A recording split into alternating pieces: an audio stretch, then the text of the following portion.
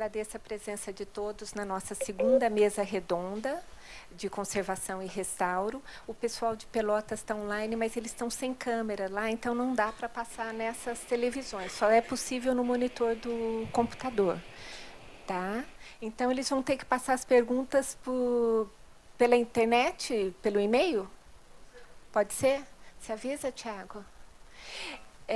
Essas mesas redondas são uma parceria da Biblioteca Brasiliana, do IEA, do Fórum Permanente e da Universidade de Pelotas, no qual o Tiago representa a universidade. Ele é o nosso mediador hoje, ele é químico, ele fez o doutorado aqui na USP, no Instituto de Química, e ele é químico do curso de Conservação e Restauro da Universidade de Pelotas. Tá, agora eu passo para ele. Obrigado, Isis, pela introdução. Bom dia a todos. Gostaria de dar as boas-vindas também para vocês e para os nossos convidados. Gostaria de iniciar agradecendo muito pelo aceite do convite. Para quem não acompanhou o nosso primeiro encontro, a ideia, né, da mesa é basicamente uma conversa, né, de vocês que estão aqui presentes fazerem perguntas e também as pessoas enviarem essas perguntas por e-mail. Então, eu vou começar fazendo uma breve apresentação de cada um dos nossos convidados. Depois, eu vou pedir, então, para que vocês contem um pouquinho mais sobre a trajetória de vocês, de formação, e como que vocês começaram, né, do lado do conservador e restaurador, como que vocês começaram a lidar com a ciência, e do lado do cientista, como que vocês também começaram a trabalhar com o conservador restaurador ou com o patrimônio de um modo mais abrangente, né? Então, hoje nós temos, por ordem alfabética aqui, a Camila Vitti Mariano, está sentada ali em terceiro lugar. Ela é conservadora e restauradora do Núcleo de Conservação e Restauro da Pinacoteca de São Paulo, com enfoque na restauração e conservação preventiva de acervo exposto em reservas técnicas e exposições temporárias. Nós temos também a Dalva Lúcia Araújo de Faria, lá na ponta. Ela é professora associada do Instituto de Química da USP e docente do programa de pós-graduação Interunidades em Museologia da USP, pesquisando aplicações da espectroscopia Raman em arte, arqueologia e ciências forenses e também na área de astrobiologia e na investigação de interação entre moléculas de interesse biológico com superfícies. Temos também a Maria Luísa Otero da Almeida, aqui em segundo. Ela é pesquisadora do Instituto de Pesquisas Tecnológicas do Estado de São Paulo, sendo responsável pelo Laboratório de Papel e Celulose e pelo Laboratório de Embalagem e Acondicionamento. E é também superintendente do Comitê Brasileiro de Celulose e Papel, da ABNT, e membro da Rede Ibero-Americana de Docência e Investigação em Celulose e Papel. E temos, então, a Regina Costa Pinto, sentada aqui ao meu lado. Ela é restauradora de pinturas com extensa experiência e há mais de 40 anos trabalha para o Museu do Louvre, em Paris, onde já restaurou obras de Tiziano, Caravaggio, Goya, Da Vinci, entre outros, sendo considerada uma das principais restauradoras da França, né? Então, é com bastante alegria que recebemos vocês.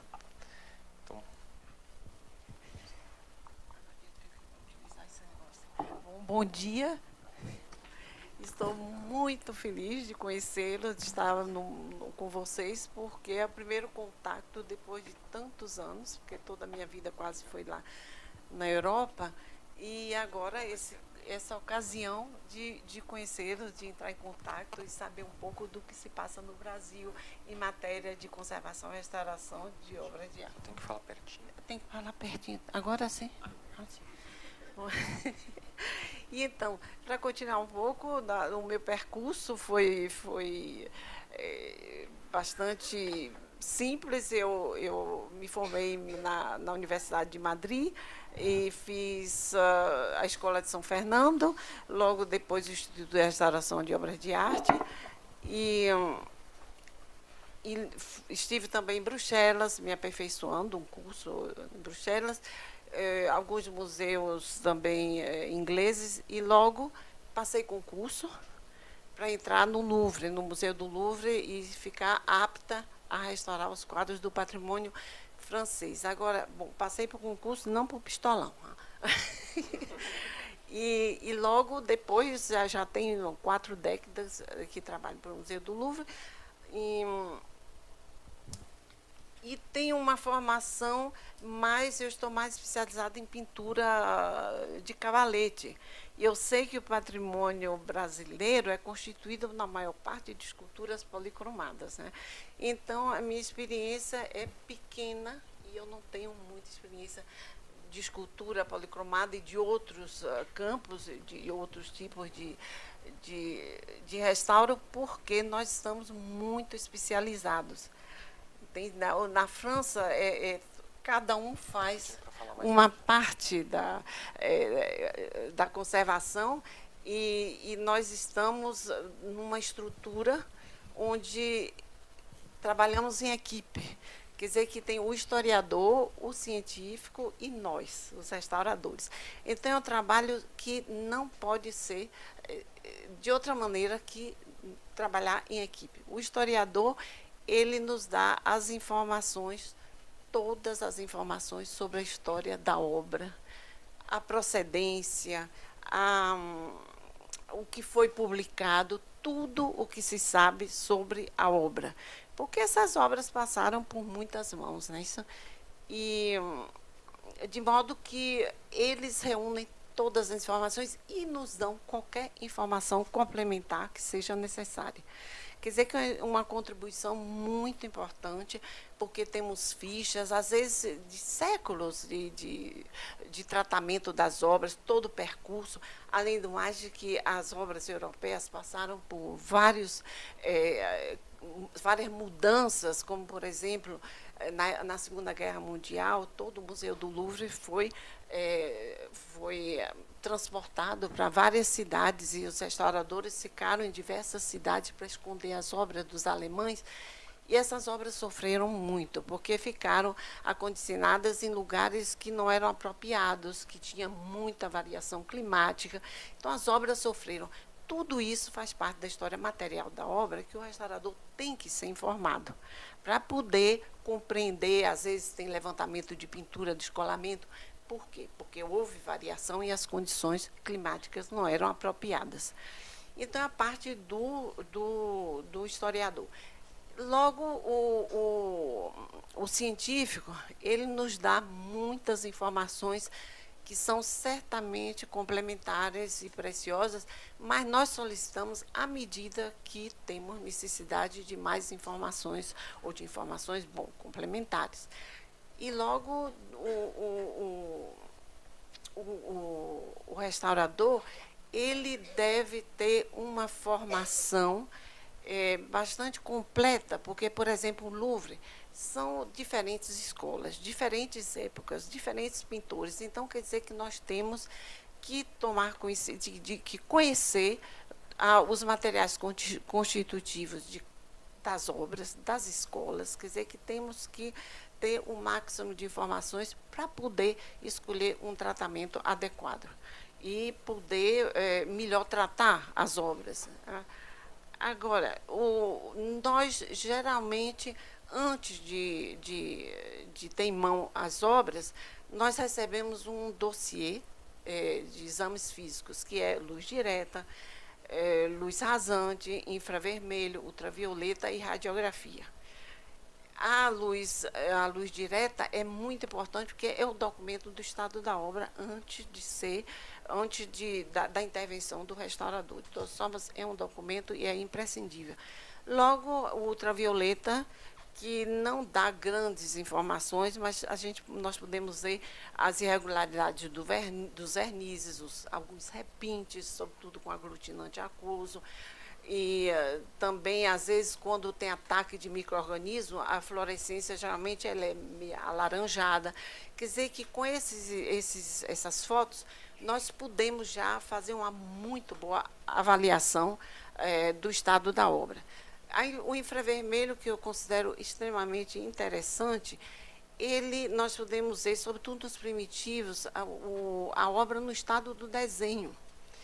Inclusive, por exemplo, houve na Bélgica umas questões sobre uns quadros de Thierry Butz que foram encomendados, e se sabia que ele morreu antes de terminar as obras, uma das obras.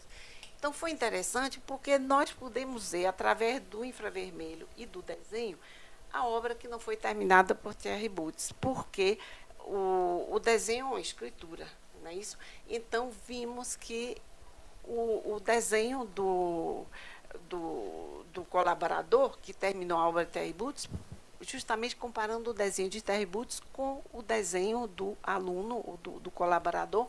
Então, vimos qual foi a obra que não foi terminada.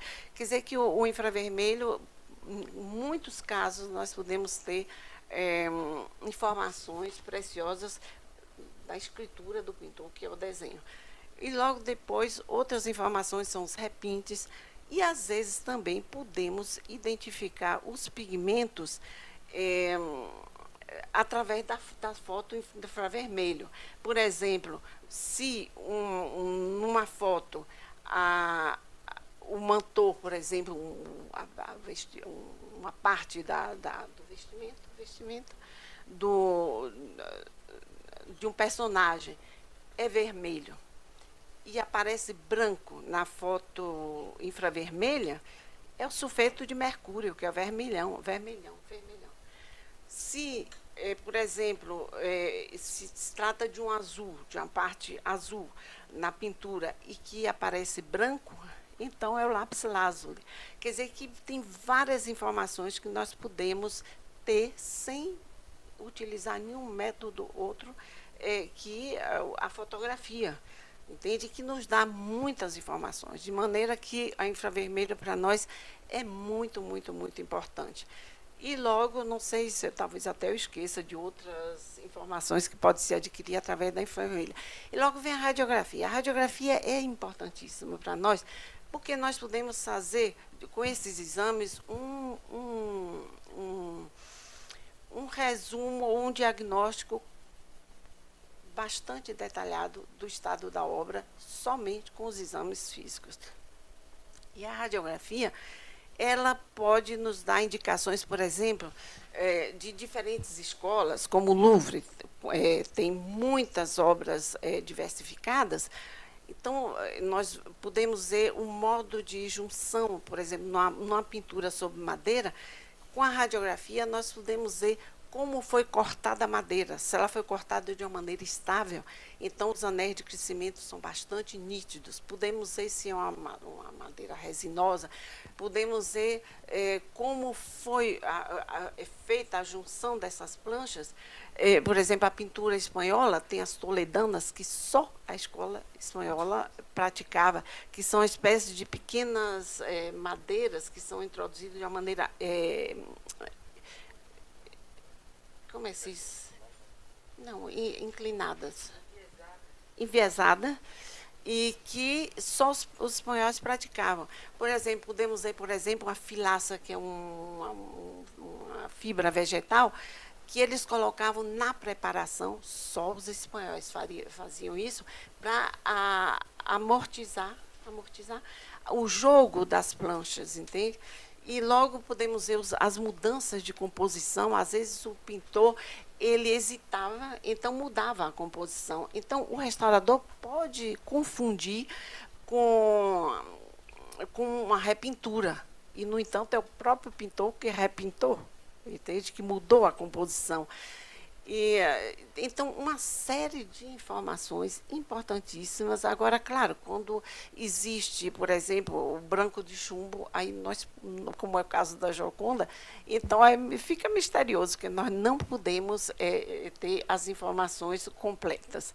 Então, quer dizer que esse exame nos permite já de fazer um diagnóstico mesmo só com essas fotografias. E, claro, é como médico, eu não vou saber ler uma radiografia de um humano, de um ser humano, mas na pintura, a pessoa estando bem familiarizada, nós podemos ter muitas e muitas informações sem tocar na obra. E nós somos obrigados no Louvre de fazer um relatório, um estudo da técnica e a interpretação de todo o dossiê dos exames físicos antes e propor um tratamento antes de tocar na obra. Então, nós conhecemos os materiais constitutivos, nós temos várias informações do estado material da obra que nos permite já de propor um tratamento e de fazer uma avaliação do estado da obra e de falar também da técnica dos materiais constitutivos. Agora, embora seja o papel do historiador, nós também temos que dar a nossa visão da obra. Quer dizer que nós, como nós a vemos, o que nós vamos, como nós vamos fazer a restauração e explicar todas as diferentes demarches, como é que se diz, as diferentes etapas do trabalho que nós vamos a propor. Então, quer dizer que esses exames são muito importantes. Logo depois, nós começamos o trabalho, sempre acompanhado do científico e do historiador. Então, esse trabalho de equipe continua até o final da intervenção. Mas é evidente que nós sempre damos prioridade a métodos não destrutivos, verdade? E raramente, às vezes, recorremos a métodos destrutivos, então, com pequenas amostras que são retiradas nas bordas de uma lacuna, mas sempre damos preferência a não fazer métodos destrutivos. Só no último caso, à medida que os problemas vão aparecendo, nós vamos recorrendo à ciência e às informações complementares. Então, tudo isso é o preliminar da nossa vida nos museus franceses. A minha experiência, eu sei que talvez não seja tão útil, porque vocês têm muita escultura policromada, e eu trabalho num domínio que é bastante restrito, que são as pinturas antigas, verdade? Agora, na questão de pigmentos, tem os pigmentos que são, quer dizer, os pigmentos antigos são as terras, que começaram a ser utilizadas desde a pré-história. Logo depois apareceram outros pigmentos com data de aparição e os lugares que nós sabemos que produziam esses pigmentos. E, pouco a pouco, começaram a evoluir e foram substituídos no século XIX por pigmentos artificiais, como é o caso do azul ultramarino, que foi descoberto por Jean-Baptiste Guimet por volta de 1826, por aí, 1800 e tanto, foi no século XIX. O século XIX foi uma virada no campo técnico, porque apareceram os pigmentos artificiais que foram substituir os pigmentos naturais, que eram pigmentos caríssimos, como o caso do lápis lazuli, que é uma pedra semipreciosa. Também o sulfeto de mercúrio foi substituído pelo cádmio. Quer dizer que houve uma série de descobertas que foram bastante importantes e que foram, quer dizer, no século XIX foi quando começou a industrialização das cores e das telas, e houve uma grande mudança. E quer dizer que tem antes e depois do século XIX. Agora, nós estamos interessados sempre em conhecer a natureza dos pigmentos, porque no momento em que vamos tratar as obras, nós temos que adaptar um tratamento. Por exemplo, se uma pintura está levantada e nós vamos utilizar uma cola, geralmente as colas animais são ácidas.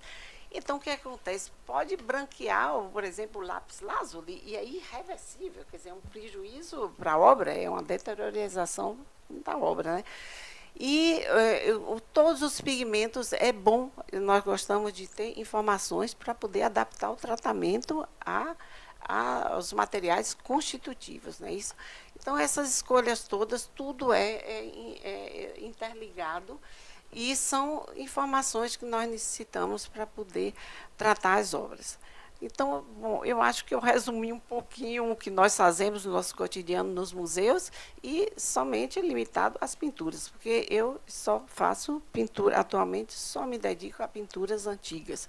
As pinturas modernas eu trabalhei um pouco, também ensinei no Instituto de Restauração de Obras de Arte, algum tempo e tudo. Depois me dediquei somente à parte de pintura antiga, que é um campo limitado. Vocês sabem que vocês aqui têm pouca produção artística dessa época, E, bom, tem o MASP, né, que tem uma coleção muito boa e muito bonita, que eu creio que é a maior da América do Sul, de pinturas antigas. Quer dizer, um acervo pequeno, relativamente pequeno, porque deve ter umas 120, 130 obras, não sei. E o Louvre tem 17 quilômetros de pintura. Então, quer dizer que são proporcionalmente são mundos diferentes, não é? Mas o MASP tem uma variedade também de pintura, né, europeias, muito interessante, muita coisa boa.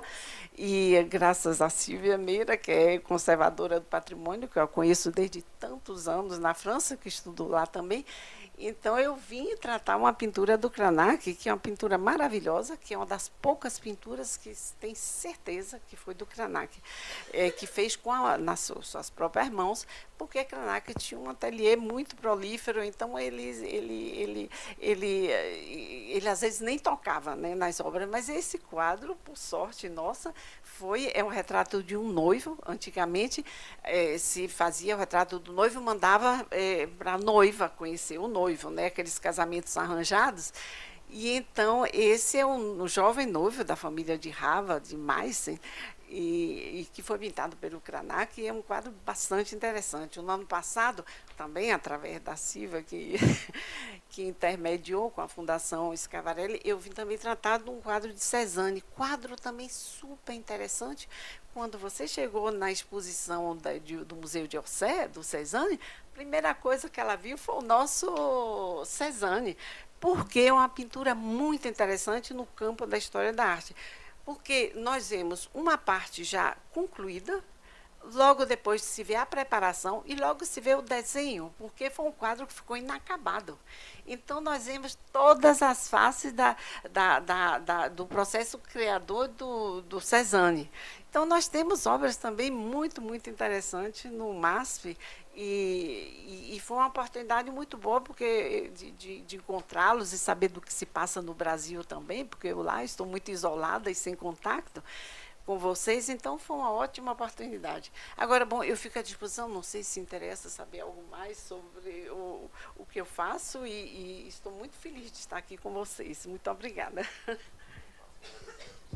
Muito obrigado, Regina. Então, vou passar para os demais também para se apresentarem. Bom dia. Fico muito grata aí pelo convite aí feito para participar dessa mesa aqui. E eu estou há muitos anos no IPT, minha área é papel, celulose e papel. Eu entrei no IPT no final da década de 70, e é lógico, a minha área é bem assim da área técnica mesmo, da química do papel, da celulose.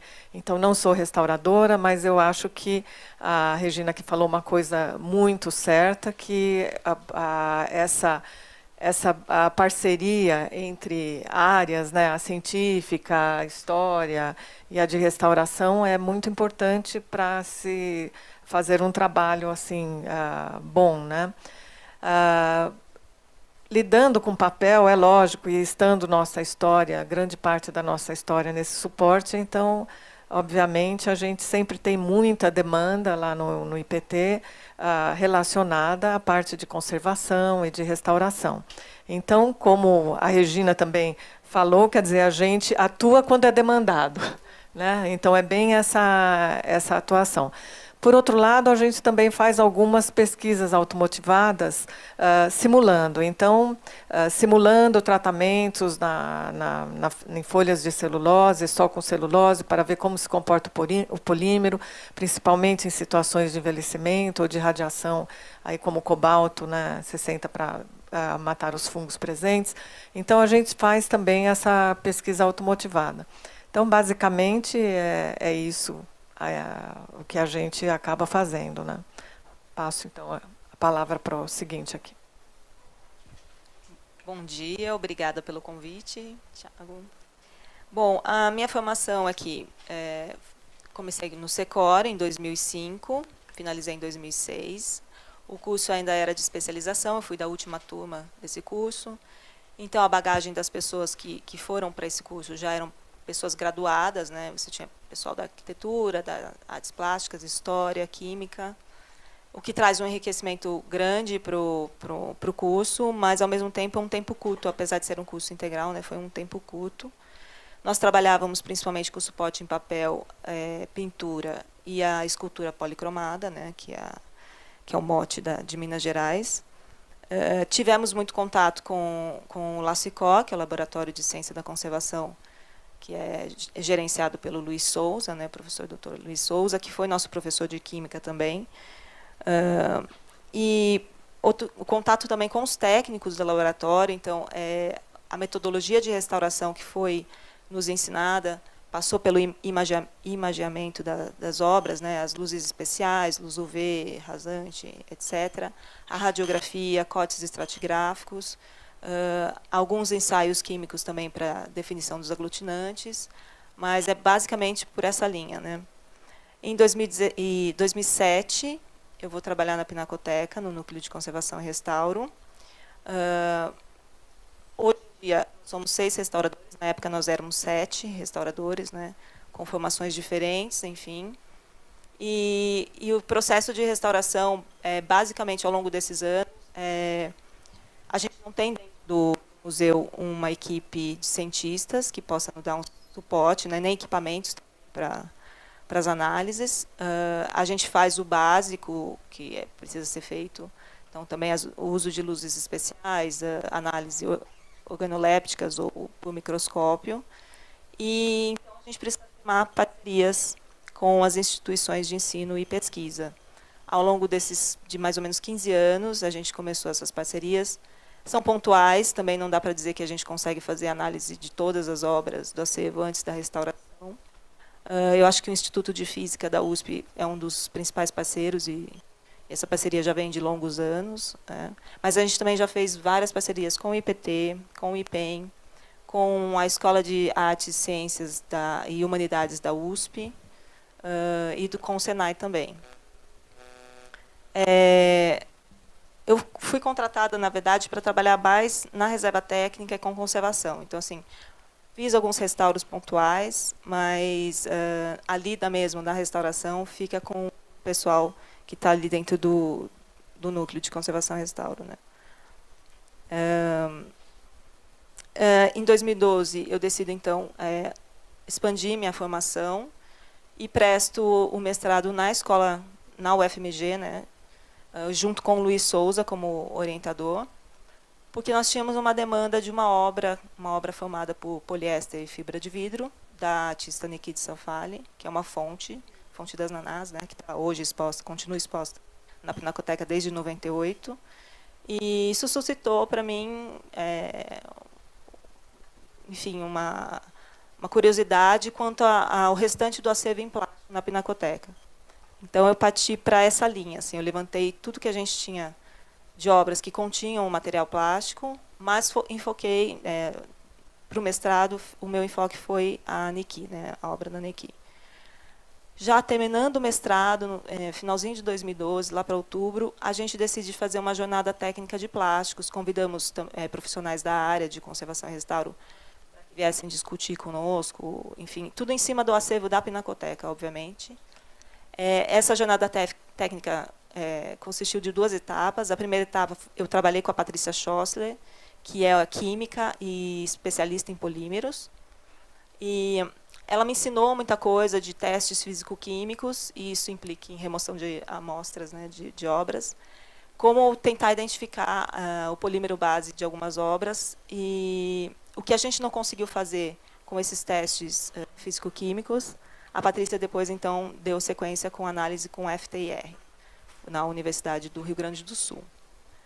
A gente fez uma boa parte do acervo. É óbvio que o acervo continua crescendo e a nossa ideia é continuar analisando, mesmo porque, quando a gente pensa em material plástico, a primeira coisa que vem à nossa cabeça, assim, a gente precisa identificar que tipo de plástico é esse, porque o tipo de polímero vai determinar que tratamento você vai dar de conservação e restauro. Então, se você pega um polímero muito instável, você tem que se preocupar não só com a instabilidade da degradação do polímero, né, como é o caso do nitrato de celulose ou acetato de celulose, mas também os objetos e as obras que estão no entorno, né, desse objeto.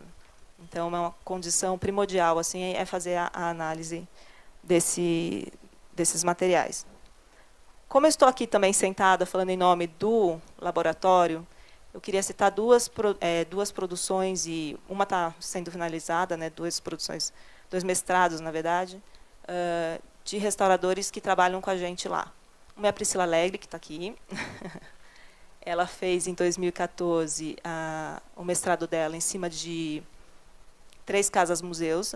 Então, foi em cima da Casa Guilherme de Almeida, da Emma Clabin e da Dona Yaya, desculpa. Ela fez na Escola de Artes, Ciências e Humanidades da USP, sob a orientação do professor André Cavicchioli, todo um levantamento ambiental, então envolvia análise de poluentes, temperatura e umidade, e a discussão final do trabalho era realmente entender como é que você consegue fazer uma proposta de conservação preventiva em espaços de casa-museu, que muitas vezes você não consegue mudar o layout da casa, e muito menos a distribuição das obras, né? Então, esse foi o estudo da Priscila. Depois a gente tem aqui a Tatiana Russo dos Reis, que também está aqui, fazendo um trabalho interessante sobre os aços patináveis, né, as obras que contêm aço patinável. A Tati, junto com o Senai, iniciou um processo de análise dos metais de todas as esculturas da Pinacoteca. E, posteriormente, ao longo do mestrado dela, que é feito pelo Mackenzie, né, na área de engenharia de materiais e nanotecnologia, ela começou, e já está finalizando, então, análises com difração de raio-x para analisar os óxidos que, enfim, formam nesses metais, nesses aços patináveis, e também continuar com o Instituto de Física, a análise com EDX-RF para analisar os elementos dos metais, né? Então, esses 2 trabalhos, tanto do plástico como o da Tatiana, para os metais, também vai suscitar uma série de dados e, enfim, informações que são relevantes também para a catalogação do acervo. Então, pode haver uma mudança na catalogação e também inserção disso no banco de dados. Enfim, a Pinacoteca está pensando até na possível compra de um repositório digital para guardar essas informações de uma maneira mais confiável, né, futuramente. Então, a gente tem esse plano também. E depois, outro exemplo de parceria que está finalizando agora em 2017, isso eu estou falando assim pontualmente, a gente, ao longo desses 15 anos, tem mais outros projetos e parcerias que a gente desenvolveu aqui com as instituições, principalmente de São Paulo, ou do LACICOR também, da UFMG. Mas é um projeto que começou no GET, para estudar arte concreta brasileira e argentina também. Aqui no Brasil, a gente faz parte desse projeto. Quem está à frente das análises é o LACICOR da UFMG. A gente disponibilizou as obras, obra de Judite Lauan, de Maurício Nogueira Lima, para citar alguns exemplos, Willis de Castro. Esses profissionais vieram até a Pinacoteca e fizeram vários exames, remoção de amostra também, fizeram exames não invasivos também lá na Pinacoteca. Eles já finalizaram o projeto e a gente está aguardando, então, os resultados para a gente poder, então, inserir nos nossos bancos de dados e ter isso guardado conosco, né, que é uma informação relevante para o acervo, né. E acho que tem outras parcerias também que não trabalham só na análise do objeto, né, da obra de arte, seja uma escultura, um papel ou pintura. A gente também teve projetos que analisaram os microclimas da Pinacoteca, seja nas reservas técnicas ou áreas expositivas, em comparativo com o microclima, com o clima fora da instituição, né. Foi um estudo também do André Cavicchioli, entre 2008 e 2009, e fez esse comparativo, tanto dentro da Pinacoteca, como no MAI, e no Museu Paulista também. Acho que é mais ou menos por aí, algumas coisas que eu quis destacar, mas a gente tem mais pesquisas aí que a gente pode conversar depois. Bom dia. Antes de qualquer coisa, eu queria congratular vocês pela organização, uma iniciativa. Eu estava me lembrando, vindo para cá, né, que no Instituto de Química, a nossa primeira iniciativa nesse sentido, não sei, o Tiago ainda não fazia parte do nosso grupo, foi em 2003. Já são quase 15 anos. E aquele evento, nós tínhamos um anfiteatro lotado, né? desde aquela época, para mim, estava muito caracterizada esse anseio, né, da comunidade dos cientistas e a comunidade das pessoas que trabalham diretamente, seja na restauração, na conservação, e às vezes até na documentação desses bens culturais. Então, eu fico muito feliz de estar aqui, agradeço muito o convite, né, um prazer. E, como o Tiago já comentou, eu sou o lado científico dessa trajetória, né? A minha formação, eu sou química, eu sou mais ou menos física também, né? A minha pós-graduação é em fisicoquímica, o meu laboratório, o meu grupo de pesquisa atua com espectroscopia, nós trabalhamos com espectroscopia molecular.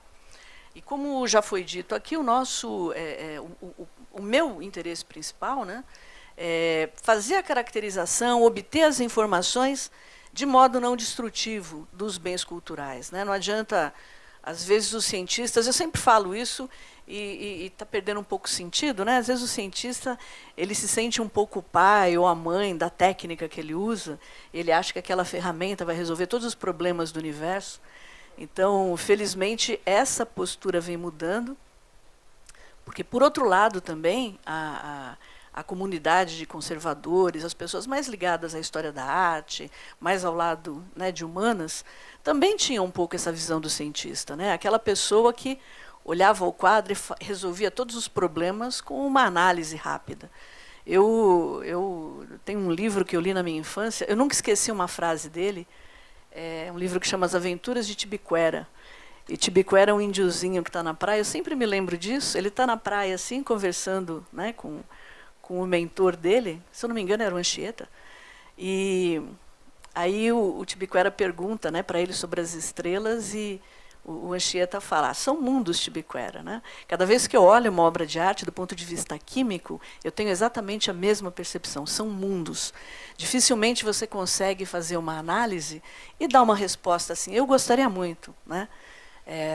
Eu tenho a felicidade de estar envolvida, de estar, de uma certa forma, ajudando os peritos da Polícia Federal lá do Paraná, com mais de 270 obras que foram apreendidas na Lava Jato. E tem, né, às vezes, existe uma pressão da mídia, uma pressão da sociedade para que os resultados das análises saiam, mas não é assim. Cada obra ela tem um universo particular, porque não se trata de identificar pigmento, né? Como os aspectos forenses, né, eles têm uma relevância além da questão de restauração, além da questão de conhecimento da obra, tem uma questão criminal envolvida. Muitas vezes o que a gente busca é o detalhe, né? Muitas vezes o que a gente busca é literalmente aquele vestígio, né, que pode virar uma evidência, se for uma obra falsificada, enfim. Então, a minha técnica de especialidade, né, com a qual eu trabalho há muitas décadas, né, é a espectroscopia Raman, particularmente a microscopia Raman. Então, o ideal é fazer análises não destrutivas, porque é uma ferramenta que não é destrutiva. Eu uso um feixe de laser, focalizo num ponto extremamente pequeno e sou capaz de dizer, naquele ponto extremamente pequeno, quais são as substâncias químicas presentes. Não os elementos, mas as substâncias. E isso tem um impacto. Quando a microscopia Raman foi desenvolvida, os primeiros equipamentos começaram a ser comercializados, equipamentos luminosos, né? Porque a microscopia Raman ela surgiu na década de 70, mas os equipamentos eram muito pouco eficientes. Então, quando os primeiros microscópios comerciais, luminosos, começaram a ser utilizados, isso causou um impacto, né, absurdo, né, em várias áreas, em vários campos de conhecimento, né, onde se aplica a espectroscopia. E não é à toa que o Tiago, ao ler lá alguns dos principais interesses de pesquisa que eu tenho, ele citou de astrobiologia a bens culturais, né? E, por incrível que pareça, está tudo relacionado, né? Está tudo muito relacionado. E eu acho que, para não me alongar muito, porque, né, no final eu acho que o interessante dessa nossa conversa é o debate, eu queria, além de tudo que já foi comentado aqui, eu queria destacar esses aspectos ligados à parte forense. Porque, às vezes, as pessoas acham, como a Regina comentou, né, existem pigmentos, existem corantes que são marcadores. Eles revelam quando aquela determinada substância foi introduzida na obra. E é extremamente importante, né, que se tenha um conhecimento químico detalhado, em primeiro lugar, sobre o pigmento, né, se a gente vai fazer análise. Depois, sobre as condições em que esse material ficou. Também é extremamente importante conhecer os fatores, eventuais ações de degradação. Também é extremamente importante conhecer não só o pigmento, mas o meio no qual esse pigmento está. Eu já vou dar dois exemplos que eu gosto, três, que eu gosto muito para vocês. E, em terceiro lugar, é preciso conhecer como que os bancos de dados que a gente usa, como que essas informações são compiladas e ficam disponíveis para os usuários, né? Então, o primeiro exemplo que eu gostaria de dar, que é muito conhecido de vocês, é a questão da anatase. A anatase é um dos polimorfos, né, do dióxido de titânio, e sinteticamente ela começou a ser produzida na década de 1920. Então, sempre que em uma obra antiga a anatase é identificada, existe até uma reação de algumas pessoas quase que imediata, diz é falsa, né? Ou então teve uma intervenção qualquer que não foi documentada. Mas, às vezes, isso não é verdadeiro. Eu acho que essa síndrome toda começou com o Walter Macron, lá na década de 1970, com a análise que ele fez do mapa de Vinland, que é super conhecido também. E, inicialmente, ele usou microscopia de luz polarizada, depois ele ampliou para outras técnicas, mas, enfim. A anatase ela tem um índice de refração muito alto, é relativamente fácil identificar por microscopia com luz polarizada. E, quando ele divulgou que o mapa de Vinland era falso, porque ele tinha achado anatase, aí as pessoas começaram a se manifestar, não, porque a anatase você encontra em... Não é? Por exemplo, se vocês pegarem uma amostra natural, uma peça qualquer, uma escultura, uma peça qualquer de valor cultural, que tenha caulinita e fizerem uma análise por espectroscopia Raman, vocês muito provavelmente vão encontrar anatase, porque a anatase ela fornece bandas, fornece um espectro que é muito característico.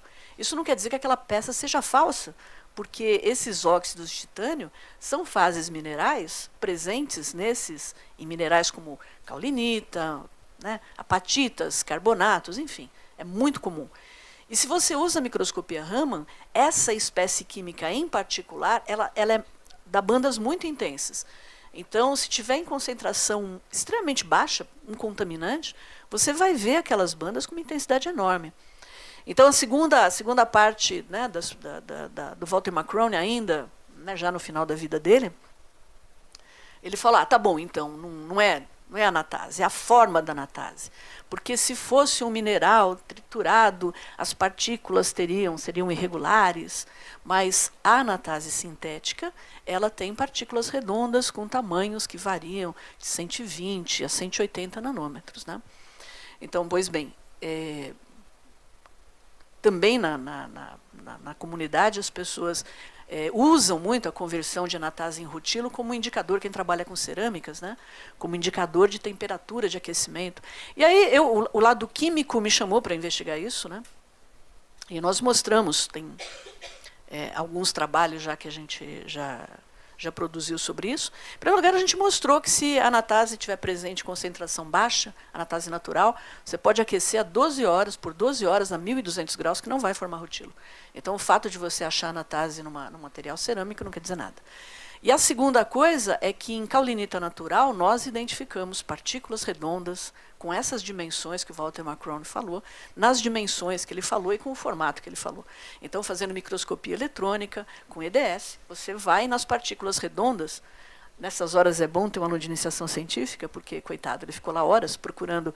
Era uma caulinita que tinha 0,25% de anatase, né? Então vocês imaginam.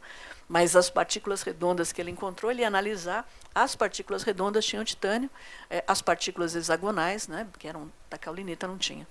Então, esse é uma primeira evidência, né, de que muita obra foi penalizada por conta desse mau entendimento, né?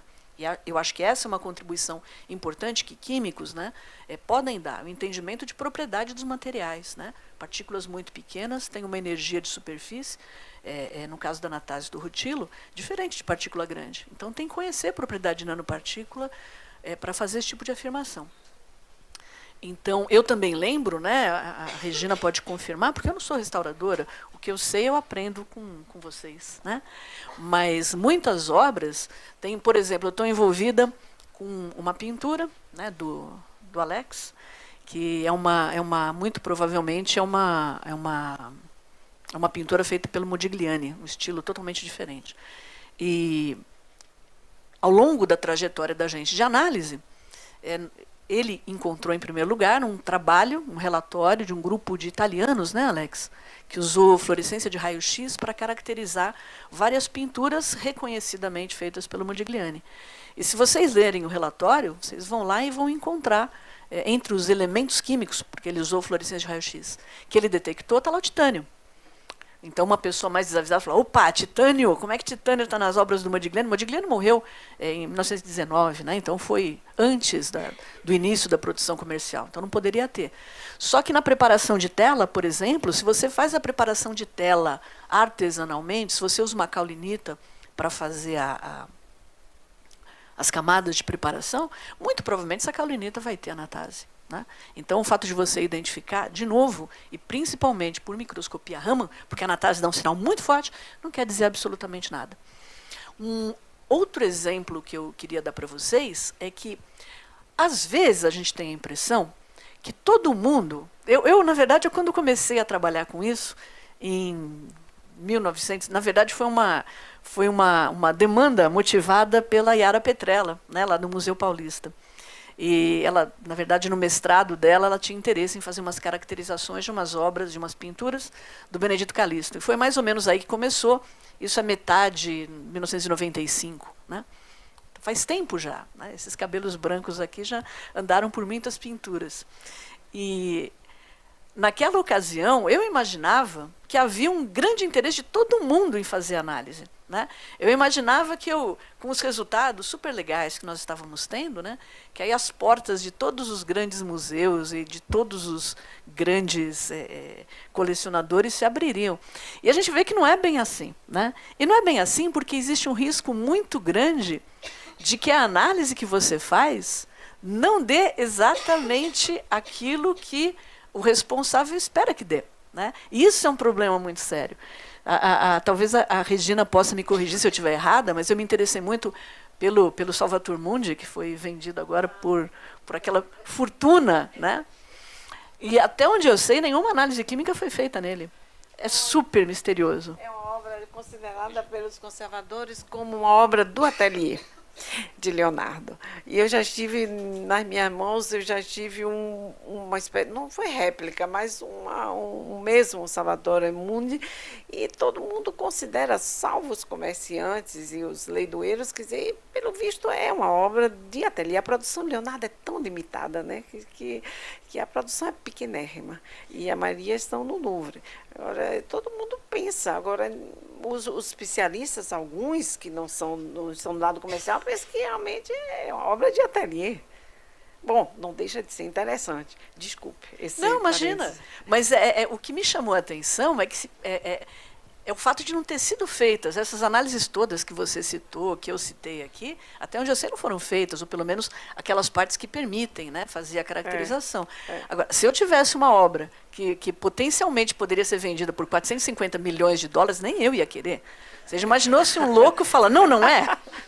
né? Além do mais, Dalva, desculpa lhe interromper, quer dizer, Leonardo é um dos poucos pintores onde você não pode de jeito algum dizer, bom, essa técnica, ele fez tanta experiência, até a aloe vera, que é a babosa, ele utilizou como aglutinante, quer dizer, cada obra tem características materiais diferentes porque ele só fez experimentos. Então, uma obra não é igual a outra.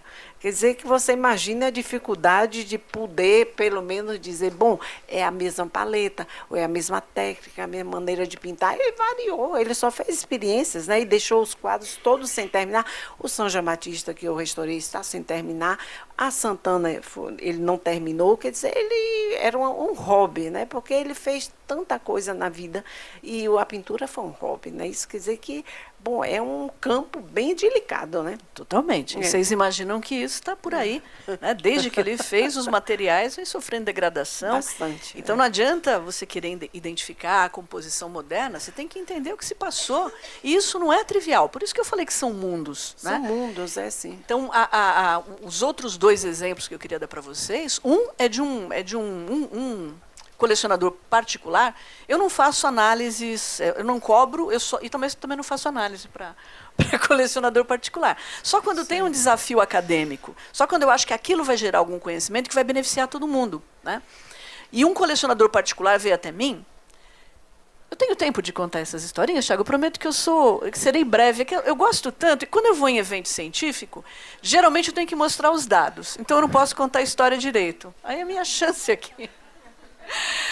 E aí ele me veio com esse quadro, muito simpático, né? E ele comentou que o pai dele comprou na Europa, na década de 1950, era uma Madonna. O pai dele adorava aquela Madonna, ficou na sala da casa, até que o verniz foi ficando amarelado. E na década de 60 ele pediu para uma pessoa conhecida retirar o verniz para poder dar uma melhorada no trabalho. E aí, naquela época, a estratégia usada era molhar uma estopa em terebentina, em água raiz, empapar a tela, deixar e depois remover, né? E aí, quando a pessoa voltou no dia seguinte para fazer isso, quando ela foi remover, saiu junto a Madonna, né? Porque, na verdade, era e tinha um quadro embaixo, né? E um quadro era uma parte de um trítico do Annibale Carracci, né?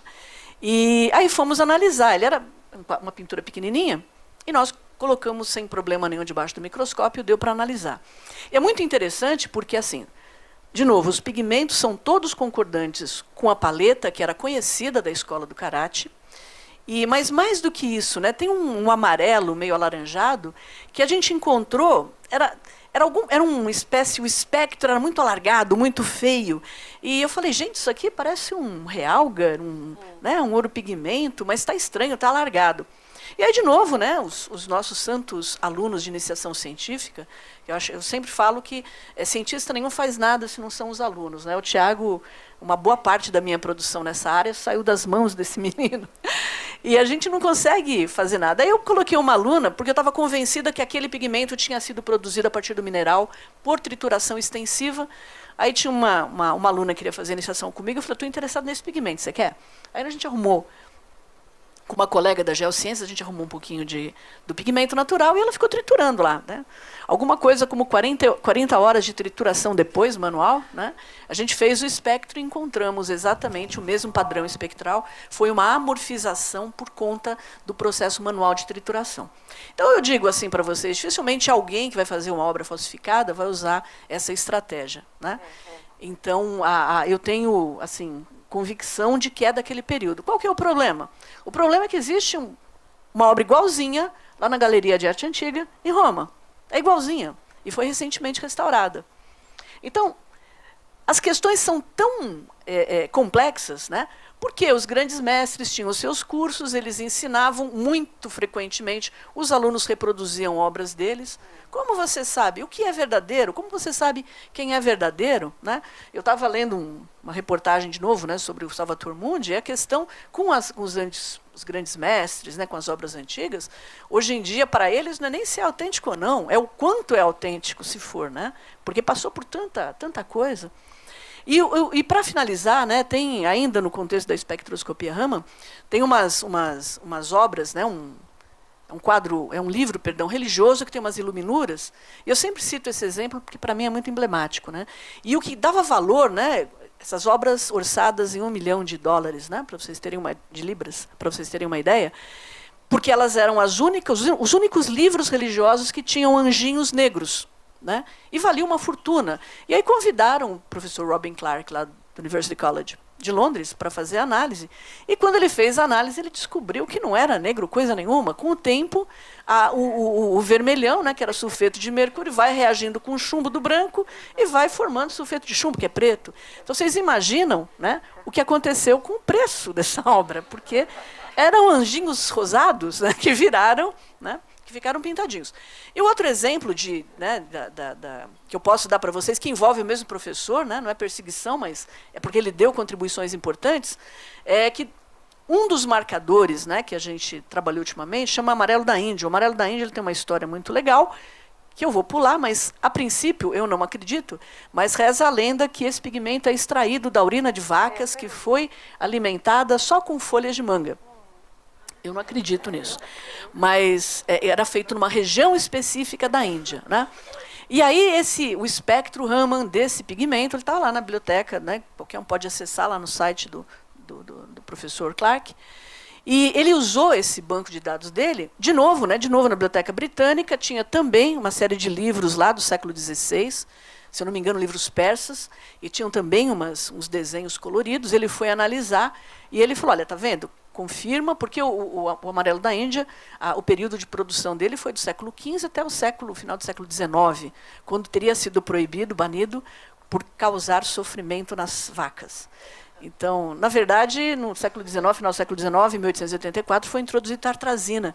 E o que a gente descobriu nesse trabalho que eu fiz é que o que o Clark achava que era amarelo da Índia era, na verdade, tartrazina.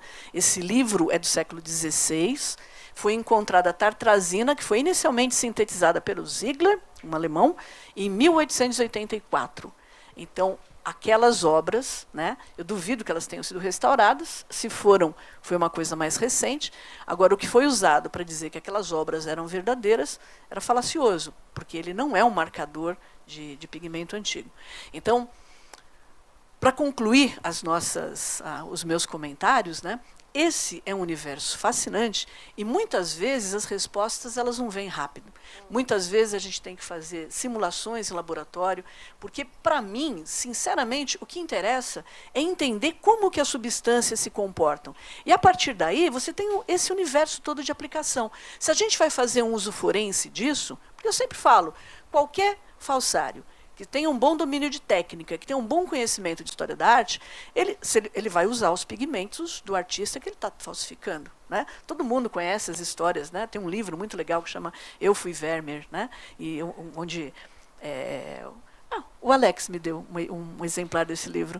E é muito fácil. Agora, falsário nenhum consegue reproduzir as evidências do tempo.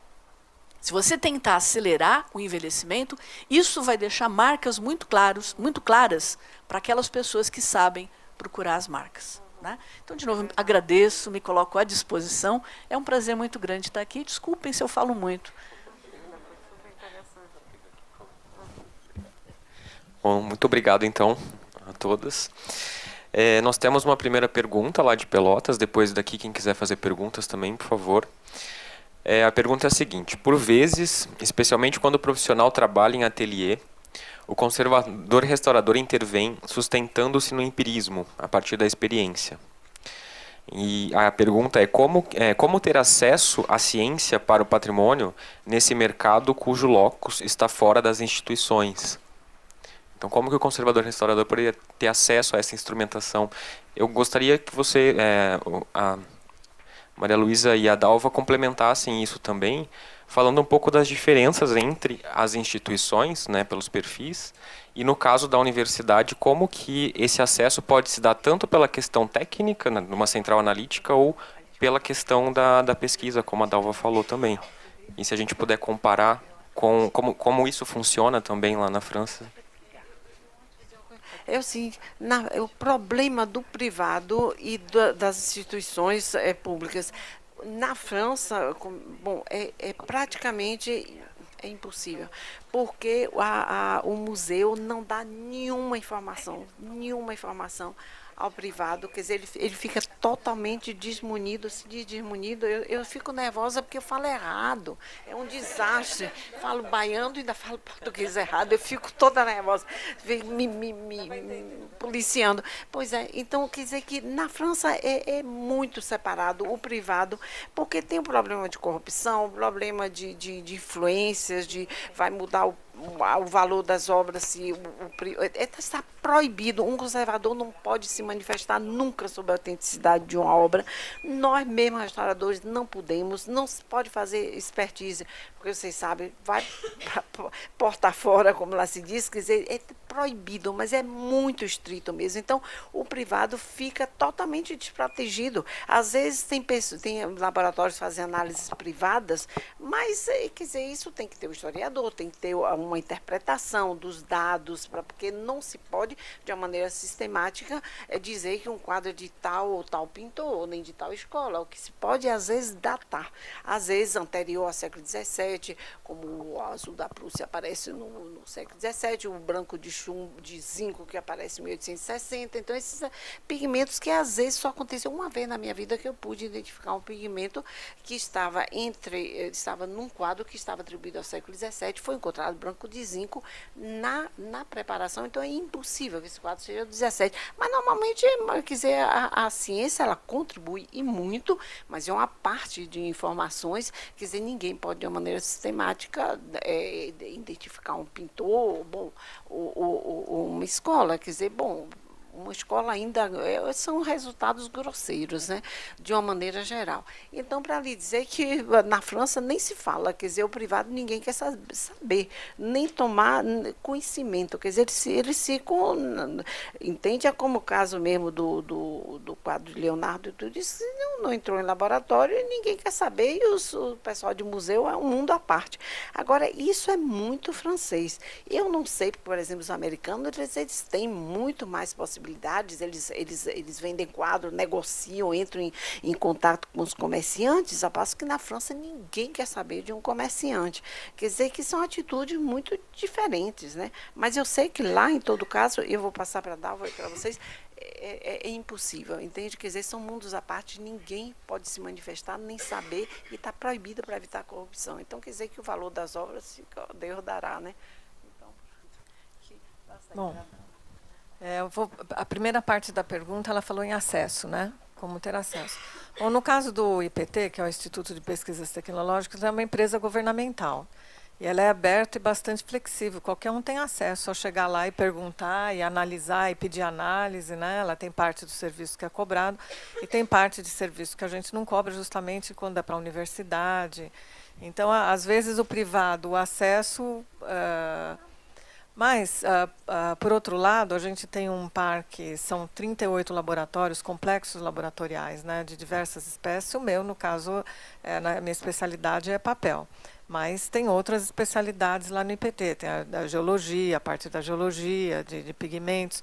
Só que o IPT ele faz uma análise, né, ele embasa cientificamente, neutro, mas ele também não fala se a obra é falsa ou verdadeira, porque não é função dele. Né? Não é função analisar se uma obra é falsa, se é verdadeira, ele dá lá os indícios, e aí eu acho que se você vem solicitar alguma análise ou alguma questão, um tipo de pergunta que é recorrente lá no IPT, eles querem saber a idade do papel, isso aí é uma coisa bastante complicada, não dá para fazer, a não ser que seja uma obra talvez muito antiga e que possa se usar a técnica aí do carbono 14, mas então há questões que as pessoas colocam, mesmo no papel, isso aí é colagem alcalina, tem a colagem, então uma obra lá, um livro, então ele é alcalino, ele é ácido. A colagem alcalina, você também tem que saber da história, como a Dalva levantou, né? A colagem alcalina no Brasil foi introduzida depois de 1995, mas ela já era estudada desde 1960, e em 1980 tinha muita gente já fazendo papel com a colagem alcalina. Mas também eu posso fazer, o fato do papel, por exemplo, ter uma colagem ácida, um pH ácido, não quer dizer que ele é antigo. Eu posso também fazer manufaturar um papel usando a cola que se usava antigamente, sulfato antes da colagem alcalina, no papel, no caso, para imprimir e escrever, que é breu e sulfato de alumínio, e aí o papel estar ácido. Então, não quer dizer que o fato dele ser ácido indica que o documento é antigo. Então, mas eu posso fazer análise, se ele for ácido, né, está lá, o pH deu tanto. Então, e assim outros inúmeros ensaios que a gente faz, né? Então, eu acho que essa demanda a gente atende sim, mas nós somos assim bastante técnicos, né? Porque a nossa área é uma área mais científica, de ensaios, de análise. Conseguimos fazer uma série de testes não destrutivos, conseguimos saber a composição do papel, né, tipo de fibra, se vem de fibra longa, que vegetal ela vem. Então, nós temos uma série de ensaios que a gente tem condição de fazer lá. Mas a nossa parte não é realmente dizer se uma obra é verdadeira e falsa. É exatamente a mesma coisa, né? Por isso que eu falei, quando alguém me procura, porque é assim, o laboratório, vocês não conhecem meu laboratório, né? Mas nós somos em 6 docentes, cada um tem os seus alunos de iniciação, de mestrado, de doutorado, pós-docs, e a única pessoa que trabalha com espectroscopia aplicada sou eu, nessa área em especial. E, obviamente, eu não tenho a máquina, o aparelho só para mim. Apesar de a gente ter vários equipamentos, a disputa é muito grande porque são muitos alunos. E a gente tem muitas colaborações em outras áreas, então o tempo é muito restrito. E, com frequência, o que acontece é que as pessoas querem fazer uma análise ou querem, de alguma forma, ter algum documento que corrobore uma autenticidade numa comercialização posterior, né? Então, eu aviso, eu falo, olha, eu não cobro análise, né? Se eu tiver tempo de fazer análise, eu não cobro, desde que eu possa converter isso, desde que o problema seja academicamente relevante, e eu possa reverter isso em publicação, né? Esse é o assunto. E eu acho que mas eu vou deixar para falar o que eu ia falar para uma outra pergunta. Mas, enfim, lá na química, só para complementar o que o Tiago falou, apesar dessa limitação do laboratório de pesquisa, né, a gente tem também uma central analítica que tem algumas outras técnicas que, como o IPT, ela falou do IPT, também são serviços que podem ser realizados externamente, né?